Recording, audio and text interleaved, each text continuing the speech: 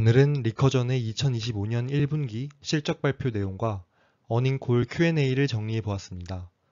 어쩌면 회사 운영의 변곡점이 될 수도 있는 발표가 포함되어 있으니 집중해서 들어주세요. 우선 실적 및 비즈니스 업데이트 내용입니다. 다음 세 가지로 정리해 볼 수 있습니다. 첫째, 파이프라인 구조 조정에 들어가기로 했습니다. 성공 가능성이 더 높은 6개의 임상 및 전임상 약물 개발에 집중하는 대신 3개의 임상 및 1개의 전임상 프로그램은 개발이 중단됩니다. 둘째, 사노피와의 협력에서 4번째 마일스톤을 달성해 700만 달러의 현금을 확보했습니다. 셋째, 효율적인 운영을 통해 2027년 중반까지 운영할 수 있는 자금을 확보했습니다. 직전 분기 실적 발표 당시만 해도 10개 이상의 임상 및 전임상 파이프라인을 개발 중이었는데 이번 실적 발표 때는 이렇게 6개의 파이프라인에 집중하겠다고 밝히며 임상시험 중이던 REC994, REC2282, REC3964와 전임상 연구 중이던 REC4209의 개발을 중단하기로 했습니다. 가족성 선종성 용종증 치료제인 REC4881에 대한 중간 데이터 발표가 지난 2025년 5월 4일 발표되었습니다. 발표에 의하면 6명의 환자에게 1일 1회 4mg씩 투여한 결과 용종이 중환값 기준 43% 감소했습니다. 구체적으로 6명 중 5명의 용종은 작게는 31%, 크게는 82%나 감소했습니다. 그러나 1명은 오히려 595% 급증하는 모습을 보이기도 했습니다. 6명 중 3명은 스피젤만 스테이지 기준 1점 이상 호전되었습니다. 스피젤만 스테이지는 상부 소화기 질환의 심도를 평가하는 기준으로 널리 쓰입니다. 또 안전성 관련해선 임상 1B상과 2상을 통틀어 19명의 환자 중 15명이 치료 관련 부작용을 경험했습니다. 대부분 피부염, 설사 등의 1, 2등급 부작용이었지만 3명은 부작용이 너무 심해 임상 2상 치료를 중도 포기했습니다. 이들은 각각 발진, CRP 증가, 좌심실 박출률 감소 등을 경험했습니다. 4등급 부작용은 보고되지 않았습니다. 스피젤만 분류와 치료 관련 부작용에 대한 표를 따로 첨부했습니다. 두 번째 약물 후보는 REC7735입니다. 이것은 PI3K 알파 H1047 수용체 변이 유방암 치료제입니다. 암세포 모델에서 실험 시 용량 의존적인 종양 감소 효과를 확인했으며 2025년 하반기에 최종 후보 물질이 선정될 예정입니다. 기존 PI3K 알파 억제제는 고용량 투여 시 고혈당 부작용이 존재했는데 REC7735는 야생 쥐에 실험했을 때 인슐린 수치나 고혈당 지표의 상승을 보이지 않았습니다. 또 전임상 모델에서 실험 시 저용량의 REC7735가 고용량의 카피바세르팁보다 우수한 효능 및 내약성을 보였습니다. 카피바세르팁은 아스트라제네카가 개발한 유방암 치료제입니다.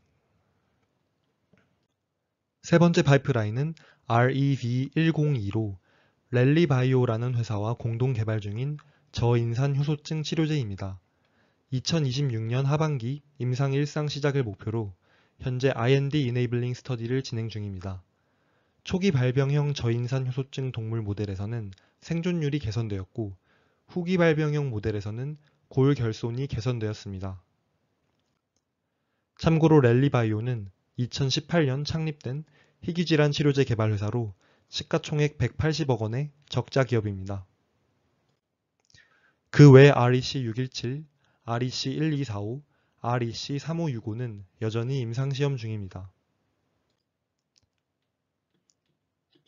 한편 임상 1, 2상 진행 중이던 REC994, REC2282, REC3964의 연구를 중단하기로 결정했습니다. 신경섬유종증 제2형 치료제였던 REC2282는 무효성 기준 검사를 통과하지 못했고 종양 감소 효과가 생각보다 작았습니다. 리커전의 최초의 임상시험 진입 약물로 기대를 모았던 대뇌해면성 기형 치료제 REC994는 장기 연구 결과 MRI 및 기능적 지표 면에서 유의미한 개선 경향을 찾을 수 없었습니다. 한정된 자원을 성공 확률 높은 파이프라인에 써야 하는 회사 사정상 이 두 약물의 연구를 중단하기로 결정했습니다. 한편 재발성 C. 디피실 감염 치료제로 연구되던 REC3964의 경우 해당 질병의 재발률이 5% 미만으로 떨어졌습니다. 따라서 미충족 수요가 생각보다 낮다고 판단되어 기술 이전 기회를 검토 중이라고 밝혔습니다. 세 약물 모두 임상 1 이상 진행 중이었고 많은 기대를 모았던 후보였기에 시장의 실망 또한 컸습니다. 실적 발표 당일 주가는 16% 넘게 급락했습니다. 남은 6개의 약물에 대해 회사는 다음과 같은 타임라인을 제시했습니다. REC617은 2025년 상반기에 병용요법을 시작하고 또 2025년 하반기에 추가 단독요법 데이터를 발표할 예정입니다. REC4881은 2025년 하반기에 추가 데이터를 발표할 것이고 REC7735는 2025년 하반기에 후보물질을 선정할 것이며 REC1245는 2026년 상반기에 초기 임상 일상의 안전성 및 PK 단독요법 데이터를 발표할 것입니다. REC3565는 2026년 하반기에 초기 임상 일상 안전성 및 PK 단독요법 데이터를 발표할 예정이며 마지막으로 REV102는 2026년 하반기에 임상 일상을 시작할 예정입니다. 두 번째는 리커전에게 중요한 현금 확보 수단으로 자리매김한 파트너십에 대한 내용입니다. 사노피와의 파트너 프로그램에서 네 번째 마일스톤을 달성했는데 리커전 OS를 이용해 면역세포를 타겟하는 경구 복용 저분자 물질을 연구한 대가로 700만 달러의 현금을 수령했습니다. 또 신경과학과 소화기 암 적응증 관련해 로시앤 제네텍과 파트너 프로그램도 여전히 진행 중입니다. 세 번째는 임상 데이터 중심의 플랫폼 확장에 대한 내용입니다. 첫 번째, 템퍼스 데이터를 자사 종양학 프로그램에 활용함으로써 환자 집단을 더 정밀하게 분류하고 임상시험에서 치료 반응률을 높이는 방법을 연구 중입니다. 두 번째, 헬스베리티와 계약을 체결해 미국 내 3억 4천만 명의 환자 데이터를 비식별화된 형태로 리커전 OS에 통합하기로 했습니다. 이를 통해 임상시험 운영을 개선할 것이라 기대합니다. 세 번째, 에나민과 협력해 100개의 타겟을 스크리닝할 수 있는 라이브러리를 구축했고 또 상업적 판매도 진행 중입니다. 이제 주요 재무지표를 살펴보겠습니다. 25년 1분기 말 현금 보유고는 509밀리언 달러로 직전 분기 대비 15% 감소했습니다. 1분기 매출은 15밀리언 달러였고 연구개발비로 130밀리언 달러, 일반 관리비로 55밀리언 달러가 지출되었습니다. 1분기 순손실은 203밀리언 달러였습니다. 1분기 영업활동 현금 유출은 132밀리언 달러로 전년 동기 대비 30% 증가했습니다. 손익계산서를 보면서 보다 상세히 살펴보겠습니다. 매출은 전년 동기 대비 7% 증가한 15밀리언 달러입니다. 연구개발비는 전년 동기 대비 91% 증가한 130밀리언 달러인데 템퍼스의 데이터 사용 비용 및 엑사이언시아의 인수 비용 등이 포함되었습니다. 일반 관리비는 전년 동기 대비 77% 증가한 55밀리언 달러인데 엑사이언시아의 인수 비용이 반영되었습니다. 순손실은 203밀리언 달러로 전년 동기 대비 2배 넘게 증가했습니다. 2025년 예상 현금 소진액은 450밀리언 달러 이하입니다. 참고로 2024년 현금 소진액은 606밀리언 달러였으며 이 중 엑사이언시아가 203밀리언 달러, 리커전 자체가 403밀리언 달러를 차지했습니다. 2025년 1분기 현금 소진액은 118밀리언 달러였으며 현재 사업계획 기준 리커전의 현금 소진 가능 기간은 2027년 중반까지로 예상됩니다. 파이프라인 구조 조정 외 추가적인 운영비 절감을 위해 파트너사와 유리한 조건으로 계약 체결, 플랫폼 역량 확장을 통한 프로젝트 비용 절감, 오스트리아 사업부 분사 등의 노력을 할 것입니다. 영업활동 현금 유출 132밀리언 달러를 포함해 1분기에는 총 118밀리언 달러의 현금을 소진했습니다. 어닝콜 후반에는 애널리스트들과의 Q&A가 진행되었습니다. 슬라이드별로 질문과 대답을 정리해 보았습니다. 2027년 중반까지의 자금 운용 계획을 제시했는데 2025년 말 또는 2026년 초의 현금 소진 속도는 어느 정도일까요? 또한 추가적인 효율성 도출 방안과 향후 자금 조달 계획도 궁금합니다. 올해 예산이 450밀리언 달러라 그것보다 적은 자금을 운용할 계획입니다. 구체적인 현금 소진 속도 관련 정보는 차차 공유드리겠습니다. 효율성은 조직 전반에서 모색하고 있습니다. 예를 들면 파트너들과 더 유리한 조건으로 계약을 체결할 수 있었고, 조직이 커지면서 고비용 부문과 저비용 부문을 통합해 전체 비용 구조를 낮췄습니다. 자금 조달 관련해서는 그 어떤 기업도 구체적인 가이던스를 제공하지 않습니다.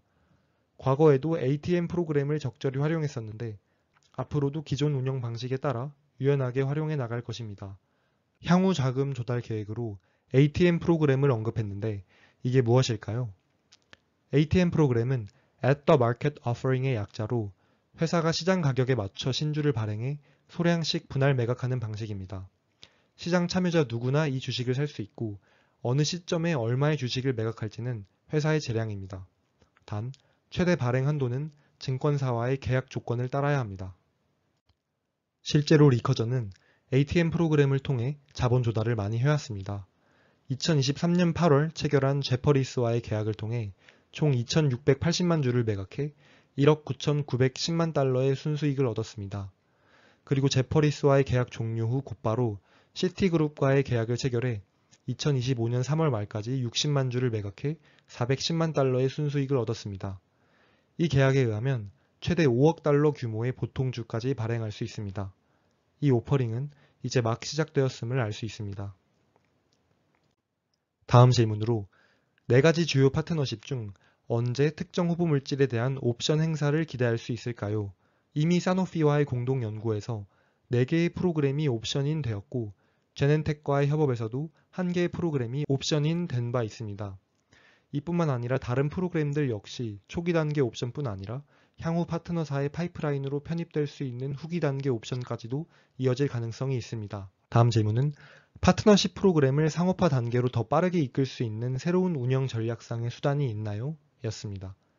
이거에 대한 대답으로 생물학적 측면으로는 프리지노믹스와 트랜스크립토믹스 연구 등의 임상 유전체학 데이터를 활용하면 초기부터 어떤 환자 집단을 대상으로 약물을 개발해야 하는지 명확히 파악할 수 있습니다.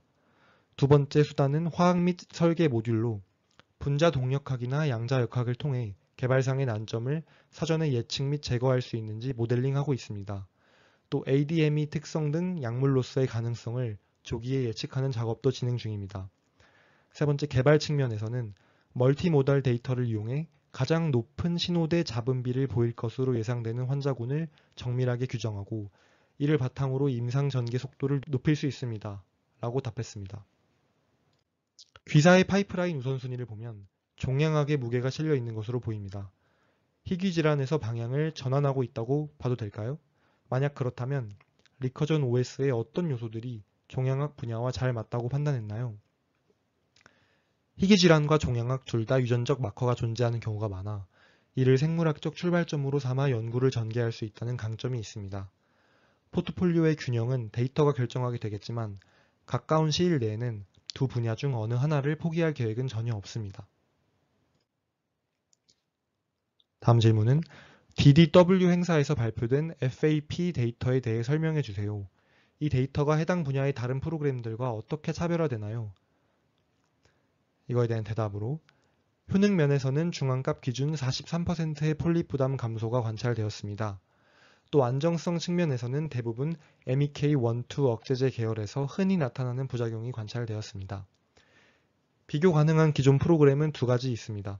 하나는 셀레콕십의 오프라벨 사용 사례이고 다른 하나는 경쟁사의 라파마이신입니다. 이 두 경우 모두 폴립 감소율이 20에서 30%에 불과했습니다.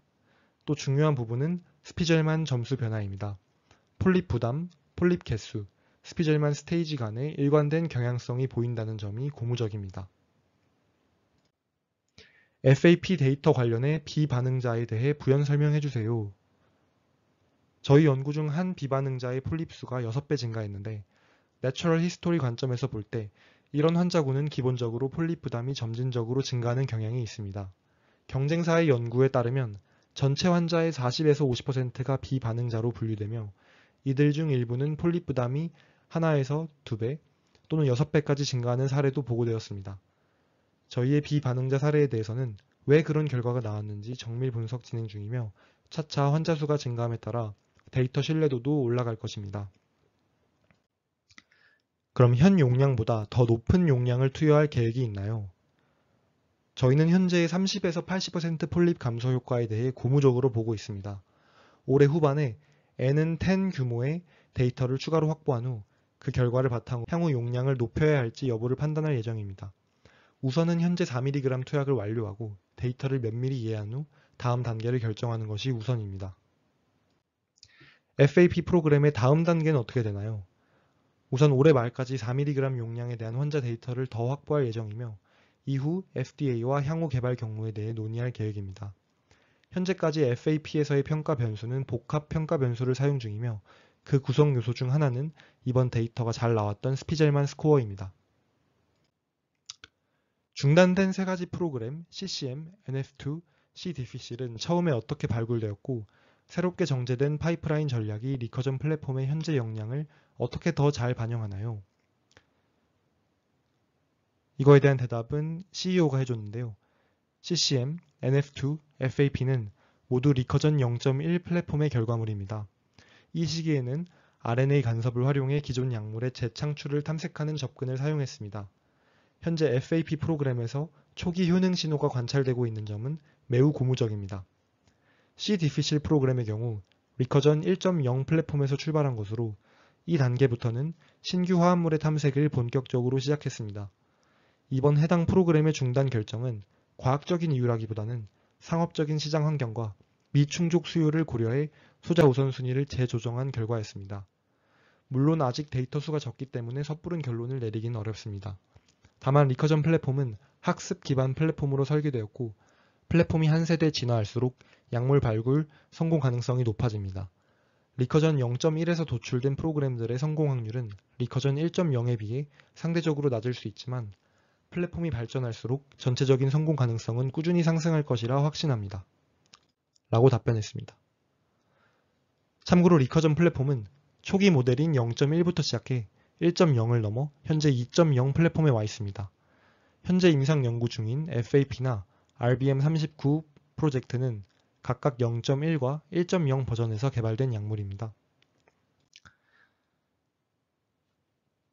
이거에 대해 한 가지만 덧붙이겠습니다. 전체 프로그램을 검토하며 가장 중요하게 생각한 전략은 품질 중심 전략입니다. 특히 분자 설계의 정교함이 정리하다고 보았고 저희는 엑사이언시아와의 통합 덕분에 내부 역량만으로도 그러한 설계가 가능해졌습니다. 참고로 CCM, NF2, FAP는 모두 라이센스 도입 또는 기존 약물의 재창출에 기반한 프로그램이었습니다. 이는 설계 측면, 화학적 및 생물학적 정교함 측면에서도 차이가 납니다. 또 개발 전략의 관점에서 저희 같은 회사에서는 빠른 학습, 빠른 고, 노고 결정, 그리고 전례 있는 명확한 평가 지표 설정이 중요합니다. 이러한 요소들이 이번 파이프라인 전략 재정비에서 중요한 기준이 되었습니다. 임상 개발 과정에서 AI를 어떻게 활용했나요? 특히 RBM39 같은 프로그램과 어떤 연관성이 있었나요? CDK7, RBM, MALT1 등의 프로그램을 보면 어떤 적응증을 타겟할 것인가가 매우 중요한 결정입니다. 고형암 및 RBM은 범위가 굉장히 넓습니다. 이런 상황에서 어떤 바이오 마커를 활용해 환자군을 더 정밀히 선별할 수 있을지, 그 환자군이 특정 유전자 발현을 보여 더 높은 신호대 잡음비를 기대할 수 있는지를 AI를 활용해 분석하고 있습니다. 이를 위해 템퍼스 등의 임상 유전체 데이터뿐만 아니라 위성 프로젝트를 통해 내부적으로 개발 중인 예측 알고리즘도 적극 활용하고 있습니다. 또 종종 간과되는 부분이 환자 등록 및 모집입니다. 오픈 라벨 스터디에서 얻어진 데이터를 리얼 월드 데이터와 함께 해석하는 작업도 잊혀지곤 합니다. 하지만 이 두 요소는 규제기관 대응뿐만 아니라 내부적으로 go, no-go 결정을 내릴 때도 매우 중요한 근거가 됩니다. AI 기반 접근 방식은 빠르게 확장되고 있으며 당사의 임상 개발 전략의 핵심 축으로 자리 잡고 있습니다. 특정 프로그램을 우선순위에 두고 다른 프로그램은 배제한 기준은 무엇이었으며 이러한 선택이 리커전의 장기 전략적 목표와 어떻게 부합합니까? 우선순위 선정 기준은 업계에서 통용되는 베스트 인 클래스와 유사합니다. 타깃 환자 집단, 미충족 의료 수요, 전임상 및 임상 데이터를 포함한 과학적 근거, 경쟁 대비 차별성 등이 핵심입니다. 또 개발 계획의 현실적인 실행 가능성과 개발 리스크도 함께 고려합니다. 요약을 하면 이 프로그램이 시장에 출시될 시점에도 여전히 존재할 미충족 수요를 충족시키며 경쟁 대비 차별화된 의약품이 될 수 있는가? 라는 질문을 던졌을 때 예, 라고 확신할 수 있어야 하며 그 기준은 저희에게 매우 높습니다. 평가를 주관적으로 하는 게 아니라 데이터 기반의 계산적인 접근을 통해 객관적으로 수행하고 있습니다. 마지막 질문으로 FDA의 동물 실험 가이드라인 업데이트에 대해 귀사의 내부 파트너십 전략에 영향이 갈 것이라 봅니까? 리커전은 이번 FDA의 변화처럼 규제 환경이 계속 진화하는 상황을 염두에 두고 설계된 회사입니다. AI나 기타 도구들의 활용 가능성을 FDA가 본격적으로 모색하고 있는 만큼 저희도 추가적인 업데이트를 지속적으로 모니터링할 것입니다. 저희는 발견 플랫폼부터 예측 기반 ADME 플랫폼, 인비보 플랫폼까지 대규모 데이터셋을 생성하고 있으며 이를 기반으로 기초 모델을 구축하고 있습니다. 이를 통해 기존의 대량 실험 중심의 전임상 체계에서 예측하고 검증하는 새로운 전임상 체계로 전환하는 것이 가능해지고 있습니다. 따라서 리커전은 단순히 이런 규제 변화에 잘 적응하는 수준이 아니라 오히려 이 분야를 선도할 수 있는 위치에 있다고 생각합니다. 참고로 2025년 4월 10일 미국 FDA는 신약 개발에 있어 동물 실험을 점차 줄여나가겠다는 발표를 하며 로드맵을 제시했습니다. 이 로드맵에 의하면 FDA는 앞으로 전임상 단계에서 약물 및 바이오 의약품의 안전성을 평가할 때 동물 실험을 줄이는 대신 최첨단 인비트로 시스템과 고급 인실리코 모델링을 활용할 것이라 밝혔습니다. 여기서 인실리코란 컴퓨터 칩에서 수행되는 시뮬레이션이라는 뜻으로 AI와 머신러닝을 활용해 약물과 표적의 결합을 예측하고 약물의 ADME 및 독성을 예측하는 분야입니다. 크리스 깁슨 CEO가 언급했듯 리커전의 주력 분야이죠. 이번 실적 발표의 핵심은 파이프라인 구조 조정입니다. 사실 이건 자금이 한정된 바이오 스타트업이라면 충분히 예상 가능한 일이었습니다. 오히려 한정된 자원을 성공률 높은 약물에 집중 투자하는 것이므로 긍정적으로 바라볼 수도 있습니다. 그러나 임상 이상까지 진입했던 약물들의 개발 중단 뉴스는 이때까지 투입한 자금과 시간의 매몰 비용을 생각하면 아쉽긴 합니다. 남은 파이프라인의 좋은 임상 데이터 발표와 새로운 회사들과의 파트너십 발표를 기대하며 이번 영상을 마치겠습니다. 감사합니다.